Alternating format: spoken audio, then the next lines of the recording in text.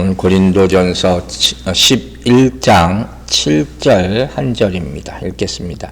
남자는 하나님의 형상과 영광이니 그 머리를 마땅히 가리지 않거니와 여자는 남자의 영광이니라. 아멘. 자, 교회 질서에 대한 얘기가 계속되고 있죠. 지난주부터 전통과 질서, 그것을 남자와 여자라는 순서로 푸는 바울의 해석을 봤습니다. 이렇게 장황하게 길게 바울이 이 시간을 할애하는 이유는 뭘까요? 현실적으로 고린도 교회가 얼마나 무질서했는가, 당시. 그걸 보여주는 거예요. 그래서 바울이 그게 느껴져요. 아주 이 기회에 작정하고 올바른 교회의 전통을 세우고 질서를 바로잡기를 원했던 것으로 보여집니다. 바울의 생각을 우리가 여기서 참 바울이 얼마나 많이 고민했을까, 그걸 느끼게 돼요. 그래서 저는 이런 생각이 들었어요. 고린도 교회는 바울이 세운 교회잖아요. 1년 반이라는 바울로서는 꽤 오래된 시간을 여기 있었단 말이에요. 바울은 선교사잖아요. 교회를 계속 교회 빌드하는 사람인데, 그런데 다른 사람이 세운 교회에 자기가 온 것도 아니고 대고반 그런 사람도 아니에요. 그 떠나지 얼마 안 돼서 이런 문제와 잡음을 계속 듣게 되는 거예요. 그 마음이 얼마나 아팠겠어요. 목회자로서 이런 심정을 정말 느끼지 않을 수가 없는 것이죠. 그 편지를 내가 그렇게 가르쳤는데 왜 이렇게 교회에 문제가 생길까? 참 가슴이 아팠을 것 같아요. 그래서 목회하는 게 무언가 하는 것을 다시 한번 생각해 보게 되는 좀 그런 장면이에요. 그러면 바울이 성명하는 성경이 말하는 이 질서는 어디서부터 출발하는가? 여러분, 어디서부터 질서에 대한 말이 나온다고 그랬어요? 창세기부터라는 거예요. 고린도 교회에 처음 나온 얘기가 아니라 창세기부터 그것도 하나님이 남자와 여자를 만드셨다. 아주 근본적인 내용부터 나온다 하는 거예요. 그 얘기가 지금 계속되고 있는데, 오늘 우리가 읽은 고린도전서 11장 7절에는 어떻게 표현하느냐, 다시 한번 보세요. 11장 7절. 남자는 하나님의 형상과 영광이니 그 머리를 마땅히 가리지 않거니와 여자는 남자의 영광이니라. 비슷한 얘기가 계속 반복되는 것 같죠. 그러나 여러분, 고린도전서를 보면서 계속 느꼈겠지만 이걸 정확히 해석을 듣지 않으면 무슨 얘기인지 모르겠다는 말들이 너무 많이 나와요. 이 7절은 우리가 3절에서 봤던, 반드시 기억하고 있어야 될 질서를 얘기하는 것이죠. 3절의 부연 설명이에요. 자, 11장 3절 다시 보세요. 그러나 나는 너희가 알기를 원하노니 각 남자의 머리는 누구예요? 그리스도요. 여자의 머리는 남자요. 그리스도의 머리는 하나님이라. 하나님이 정하신 질서요, 순서라는 거예요. 3절부터 6절까지 바울은 영적 질서의 차원에서 이 말을 한 거죠. 남자와 여자가 머리에 뭘 쓰느냐 안 쓰느냐, 그 예를 들어서 특별히 남자는 쓰지 말고 여자는 써야 된다 얘기한 거죠. 그리고 오늘 본문 우리가 보는 7절부터 12절까지는 창조 질서의 차원에서 뭘 쓰고 안 쓰고의 정당함을 설명하고 있다는 거예요. 그럼 이 7절은 창세기의 어떤 말씀으로부터 인용된 것이냐? 바로 창세기 1장 26절을 인용한 것이다. 이렇게들 해석을 합니다. 보십니다. 하나님이 이르시되 우리의 형상을 따라 우리의 모양대로 우리가 사람을 만들고 그들로 바다의 물고기와 하늘의 새와 가축과 온 땅과 땅에 기는 모든 것을 다스리게 하자 하시고, 하나님의 창조 원리로 어마어마하게 중요한 말씀이죠. 근데 우리가 읽은 고린도전서 11장 7절을 다시 보면 여기 아주 중요한 단어, 창세기 1장 26절과 겹치는 단어가 나와요. 그게 뭐냐? 바로 형상과 영광이라는 말. 그 가운데 하나님의 형상이죠. 여러분, 하나님의 형상, 하나님의 영광, 사실 이 말만 우리가 제대로 알고 깨닫고 순종하면 그리스도인의 모습은 그냥 축복받은 모습으로 그냥 살게 되는 거예요. 왜냐면 이게 시작이었기 때문에. 그런데 안타깝게도 어떻게 해요? 이 두 단어를 대부분의 사람들이 이해하지 못하거나 오해하거나 아니면 너무 추상적으로만 여긴단 말이에요. 그렇게 우리가 교회 다니면서 많이 들은 얘기인데. 그래서 오늘은 이 하나님의 형상이라는 말에 포커스를 맞춰서 제가 설명하려고 해요. 이것만 해도 엄청나게 광대한 얘기지만 반드시 알아야 될 얘기들이 있습니다. 자, 먼저 보세요. 고린도후서 11장 7절 다시 보면 뭐라 그랬어요? 하나님의 형상, 남자는 하나님의 형상과 영광이니 이렇게 얘기했잖아요. 즉 하나님의 형상이란 표현을 누구에게만 사용한 거예요? 그냥 보기에는 남자에게만 사용했어요. 그리고 그 다음 뭐라고 했어요? 그 여자는 남자의 영광이니라 이렇게 얘기했잖아요. 그러면 어떤 오해를 살 수가 있냐면 그럼 여자는 하나님의 형상대로 지어지지 않았다는 얘기인가? 이런 질문을 할 수 있단 말이에요. 근데 이건 그런 얘기가 아니에요. 즉 여자는 하나님의 형상을 따라 지어지지 않았기 때문에 문제가 많은 거야. 그건 잘못된 거예요. 그런 모습이 아니라 남자가 하나님의 형상을 따라 지어진 존재로 먼저 창조되고 그것을 따라 여자가 지어졌기 때문에 결국 여자도 하나님의 형상을 따라 지어진 존재라는 거예요. 이걸 오해하지 말라는 거예요. 가끔가다 그렇게 얘기하는 사람이 있어요. 아, 자기가 대단한 성경 구절을 찾았다. 여자는 하나님의 형상을 따르는 게 아니야. 그래서 이런 거야. 그래서 죄가 많은 거야. 이건 잘못된 해석이라는 거예요. 자, 두 번째로 지금부터 그 얘기를 합니다. 그럼 도대체 하나님의 형상이라는 것이 무엇을 의미하는 거예요? 우리가 이 얘기를 굉장히 많이 들었어요. 영어로 image of God이라는 말을 합니다. 여러분이 뭐가 떠올라요? 하나님의 형상, 우리 하나님의 형상, 이미지를 닮았다. 이런 얘기를 참 많이 하잖아요. 모습을 닮았다. 이게 과연 하나님의 형상이라는 얘기일까요? 여러분, 우리가 하나님과 닮았습니까? 안 닮았습니까? 대답하기 참 애매하죠. 사람마다 모습이 다 달라요. 근데 하나님의 형상을 나도 닮고 저 사람도 닮고 닮았다면 하나님이 그럼 여러 가지 이미지를 다 가지고 있다는 얘기인가? 이것도 좀 메이크 센스 하지 않잖아요. 자, 성경에 있는 여러분, 구절을 내가 이해하기 어려울 때 그것을 해석해 주는 것 가장 좋은 방법은 뭐라 그랬어요? 성경의 다른 구절을 찾는 거예요. 성경은 성경이 해석하는 거예요. 그래서 때로 일반적으로 구약에서 나온 것들이 어떻게 해요? 신약에서 설명이 나오는 것도 많고 비유 같은 건 어떻게 해요? 비유에서 나오고 그 다음 챕터를 보면 그 비유를 해석하는 것도 나온다는 거예요. 그럼 오늘 나오는 이 하나님의 형상이라는 것은 과연 우리가 뭐냐? 그 답이 바로 그 다음 창세기 1장 27절 다음 28절에 그 의미가 나오는 거예요. 28절 보세요. 하나님이 그들에게 복을 주시며 하나님이 그들에게 이르시되 생육하고 번성하여 땅에 충만하라. 땅을 정복하라. 바다의 물고기와 하늘의 새와 땅에 움직이는 모든 생물을 다스리라 하시니라. 아멘이죠. 엄청나게 중요한 하나님의 명령이 나왔죠. 자, 이게 무슨 소리냐? 하나님의 형상이라는 표현은 하나님이 인간에게 부여하신 만물을 다스리는 주권 얘기하는 거예요. 그걸 우리가 받았어요. 믿으시면 아멘 하시기 바랍니다. 우리에게 만물을 다스리는 지배권을 하나님께서 주신 것, 우리가 자연을 통치할 수 있단 말이에요. 그것이 우리에게 하나님의 형상이 있다는 말이라는 거예요. 그럼 우리에게 그 지배권이 있다는 의미는 뭐냐? 우리가 마음대로 줬으니까, 권력을 줬으니까 네 마음대로 하고 살아라 하는 말인가? 그게 아니에요. 여기 나오는 유명한 말이죠. 충만하고 정복하고 다스리라. 이렇게 얘기했죠. 이 말은 뭐냐? 하나님께서 권한을 주셨잖아요. 누구에게 주셨어요? 남자에게 주셨다는 거예요. 왜 주셨어요? 하나님의 목적을 이 남자를 통해서 이루기 위해서 주신 거예요. 그냥 주신 게 아니란 말이에요.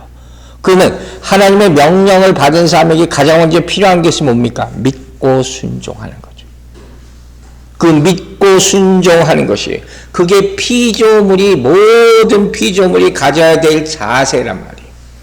그 자세를 가지고 하나님께 받은 명령을 지키며 살아가려 할 때 결국 뭐가 나타나요? 하나님의 영광이 저절로 나타나게 된다. 이게 성경의 원리예요. 즉 간단히 얘기하면 하나님의 형상이 있으면 영광이 나타나는 거예요. 문제는 뭐예요? 우리 인간들이 잘못돼서 영광을 먼저 추구한다는 거예요. 형상이 회복되면 영광은 저절로 나타나는 거예요.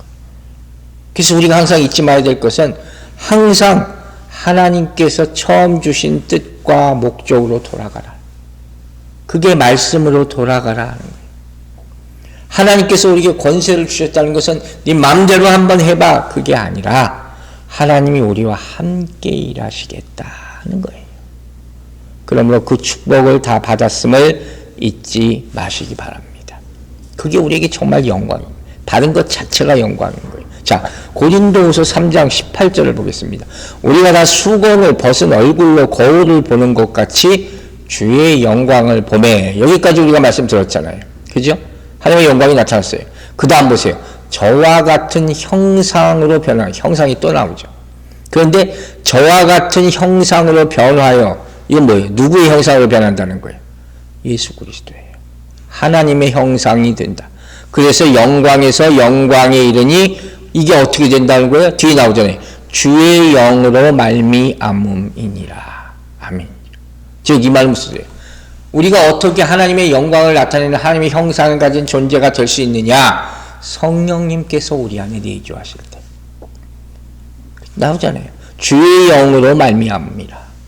성령님께서 우리 안에 내주하시면서 우리를 하나님의 형상이 되도록 계속 회복시키고 있는 것이 성령의 역사예요. 그것이 우리 안에서 내주하시는 성령의 역사임을 믿으시기 바랍니다. 그러니까 우리가 성도가 이 땅에서 죽을 때까지 해야 될 것이 뭡니까? 바로 하나님의 형상을 계속해서 회복해 가야 되는 거예요. 이게 성화란 말이에요. 내가 거룩해질 수 없잖아요. 거룩한 영이 있어야지 근본적으로 거룩할 수가 있는 것이고, 그 거룩한 영이 나에게 계속 역사해야지 내 죄된 모습이 변화될 수가 있다 하는 것이죠. 그것만이 유일한 길이라 하는 겁니다. 그런데 우리가 하나님의 형상을 정말 회복하기 위해서 알아야 될 몇 가지가 있어요. 지금 또 그 얘기를 합니다. 자, 내가 이렇게 생각하시면 돼요. 누군가를 닮고 싶어. 우리가 이미지 오브 갓으로 이렇게 태어났다고 그러는데 내 안에 지금 그런 모습이 나타나지 않는다는 거예요. 그럼 그걸 다시 회복하기 위해서는 가장 기본적인 것이 뭘까요? 내가 어린애들이 이런 말 많이 하잖아요. 아, 누구 닮고 싶다. 무슨 탤런트 무슨 뭐 누구 닮고 싶다. 그게 잘생겨지게 뭐 어떻게 성형을 해라. 이런 얘기를 하잖아요. 간단한 거예요. 하나님의 형상으로 다시 돌아가기 위해서는 하나님의 형상이 어떤지를 알면 돼요. 그게 가장 기본이에요. 그걸 모르고 닮게만 해주세요. 이러면 아무 소용이 없어요. 이건 의미 없는 기도가 된다는 거예요. 그러나 하나님의 이미지, 형상이 어떻다는 것을 내가 알면 내가 어떻게 살아야 하는가를 말씀을 통해서 알 수가 있다는 것이죠. 그게 기본이에요. 그런데 문제가 하나 생겨요. 그게 뭐냐? 내가 어떻게 하나님의 형상을 알 수가 있어요? 하나님은 본 사람이 있어요. 보면 죽는다고 그랬잖아요. 하나님이 어떻게 생겼는지 내가 어떻게 알 수 있냐고요. 여러분 알 수 있겠어요? 없겠어요? 하나님이 어떻게 생겼습니까? 우리는 보이지 않는 하나님을 어떻게 생겼는지 알 수 없죠. 그러나 보이지 않는 하나님의 형상을 보기 위해서는 보이는 하나님의 형상으로 이 땅에 내려오신 예수 그리스도에 대해서 기록된 성경을 보면 알 수 있는 거예요. 무슨 의미인지 아시겠죠? 그래서 예수님께서 요한복음 14장에서 이렇게 말씀하세요. 14장 9절. 예수께서 이르시되 빌리바 내가 이렇게 오래 너희와 함께 있으되 내가 나를 알지 못하느냐. 나를 본 자는 누구를 봐요? 아버지를 보았거늘 어찌하여 아버지를 보이라 하느냐. 아시겠죠? 우리는 하나님의 얼굴을 몰라요. 그러나 예수 그리스도를 통해 알 수 있는 거예요. 그래서 우리는 예수를 믿고 하나님 아버지라 부를 수 있는 것입니다. 자, 그렇다면 도대체 하나님의 형상은 이 땅에 어떻게 나타날까?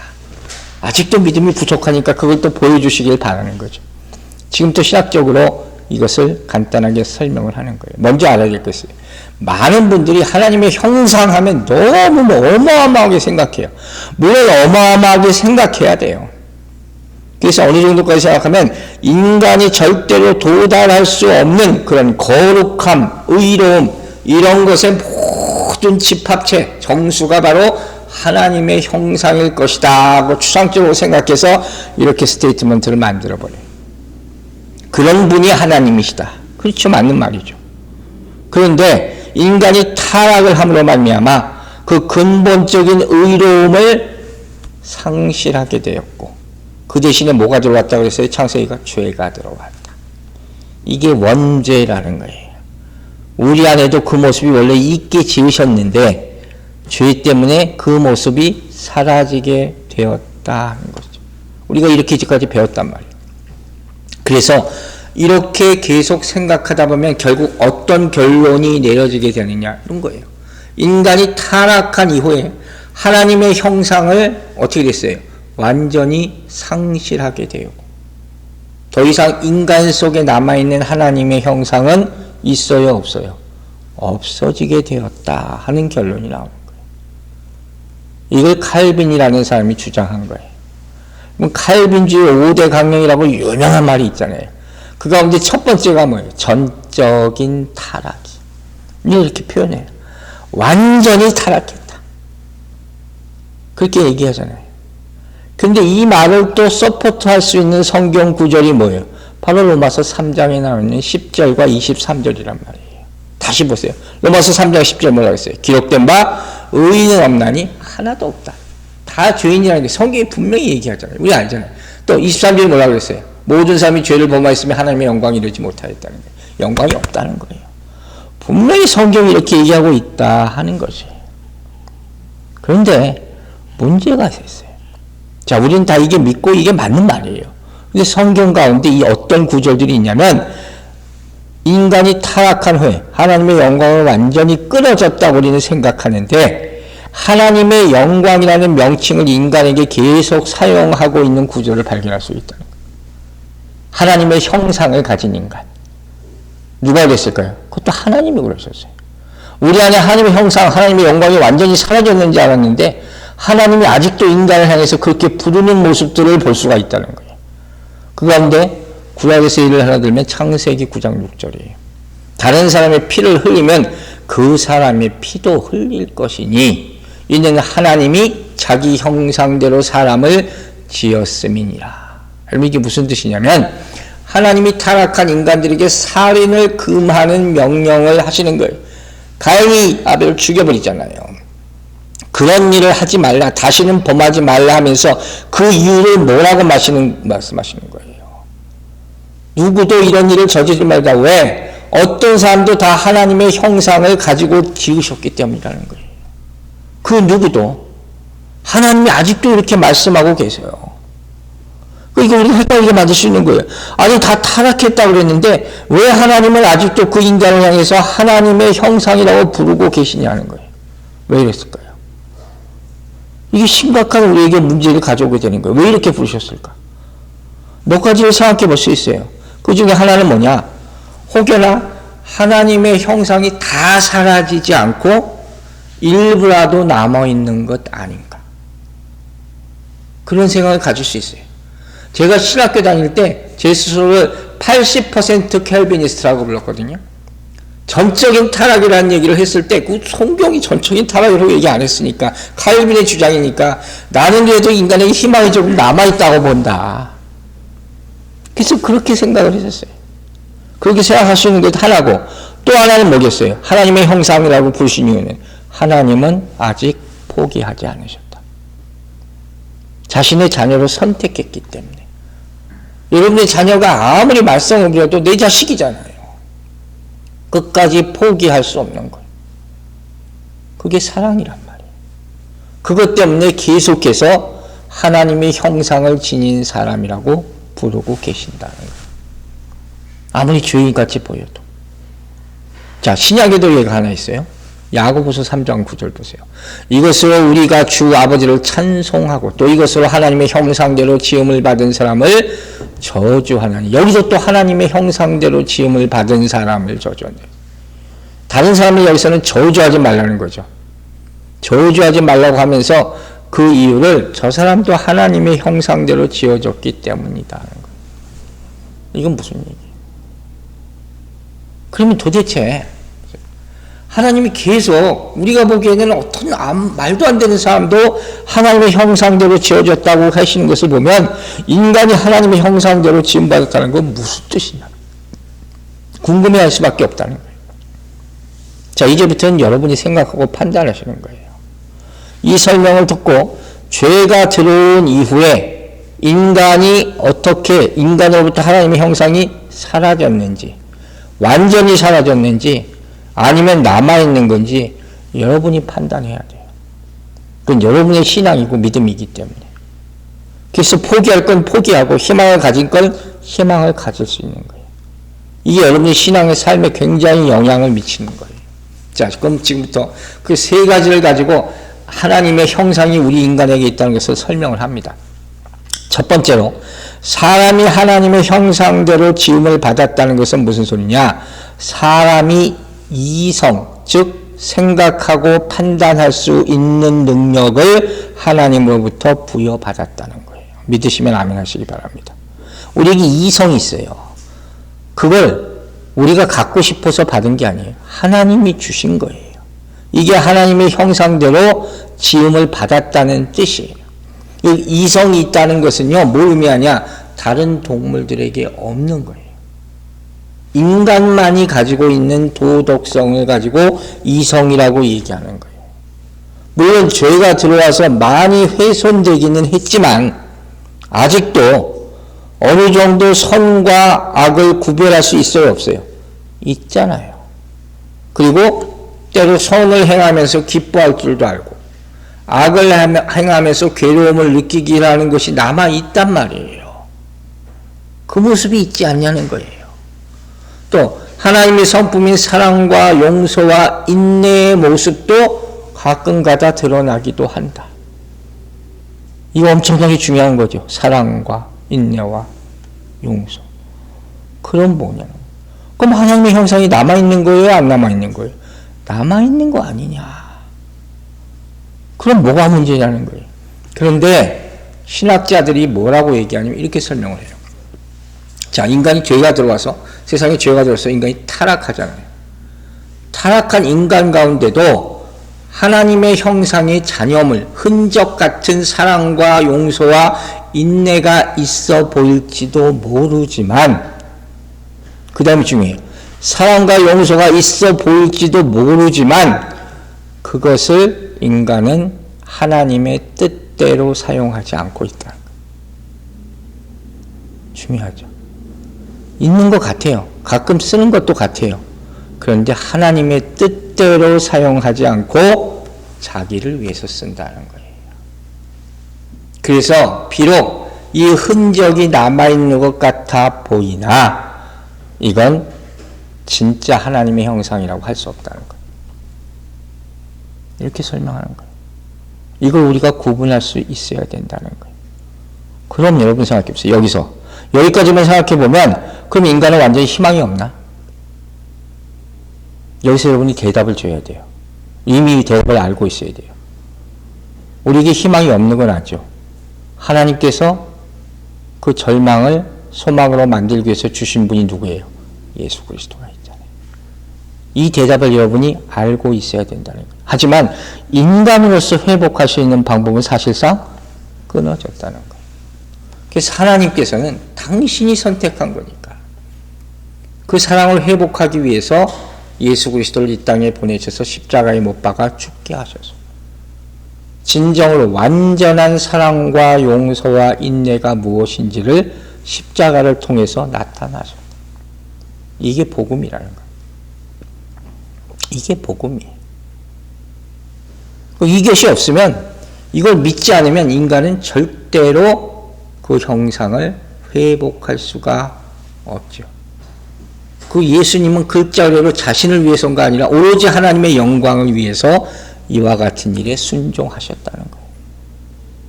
우리의 최종 목표도 바로 이와 같은 것을 회복하는 거예요. 이와 같은 길을 밟아가는 것이 바로 성화의 과정이라는 거예요. 그게 이성.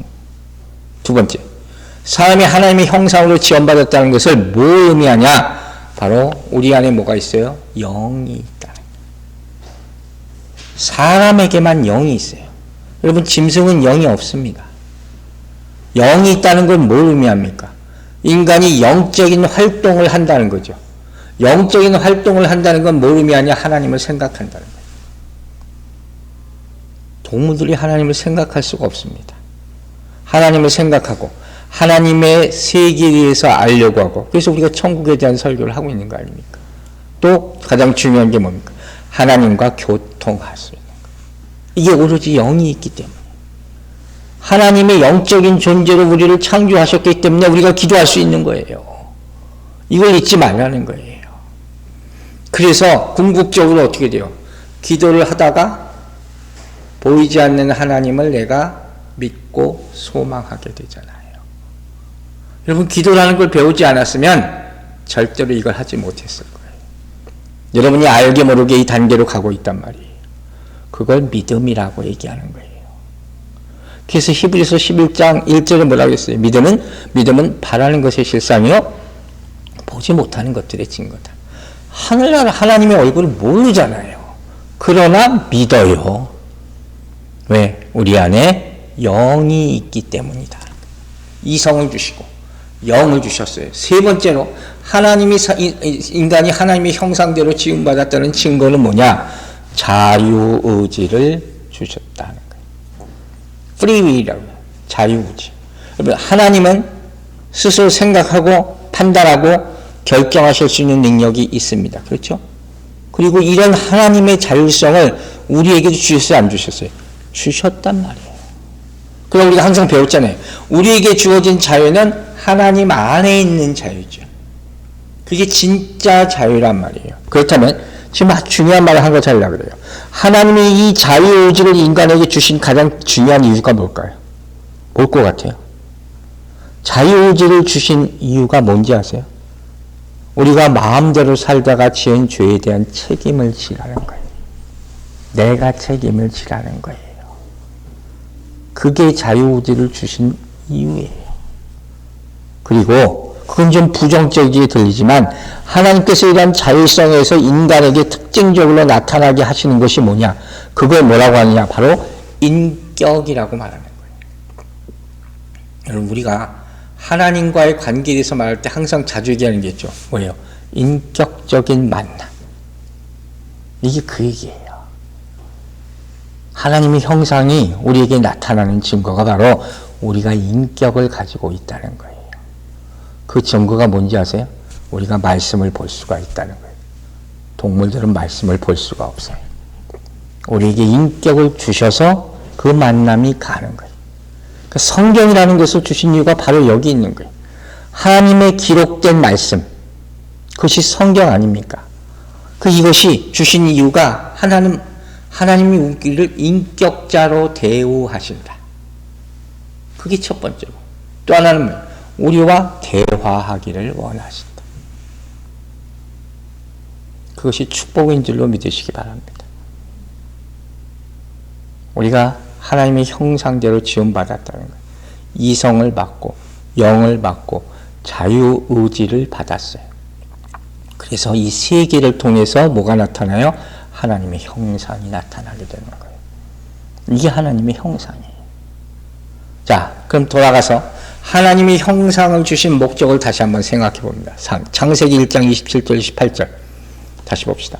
하나님이 자기 형상 곧 하나님의 형상대로 사람을 창조하시되 남자와 여자를 창조하시고 하나님이 그들에게 복을 주시며 그들에게 이르시되 생육하고 번성하여 땅에 충만하라.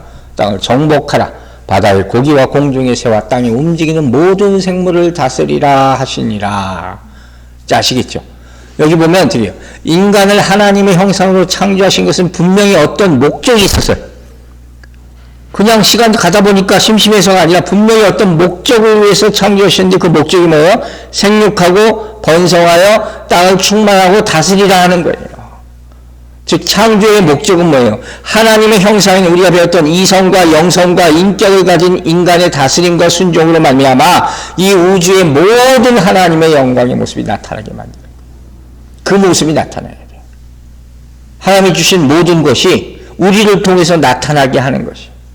그게 하나님의 형상이란 말이에요. 그러니까 우리가 대자연을 보면서 로마서 1장 19절 20절을 보면서 와 하나님이 살아계시구나 이걸 느끼는 동시에 어떻게 해요? 우리가 받은 거 있잖아요.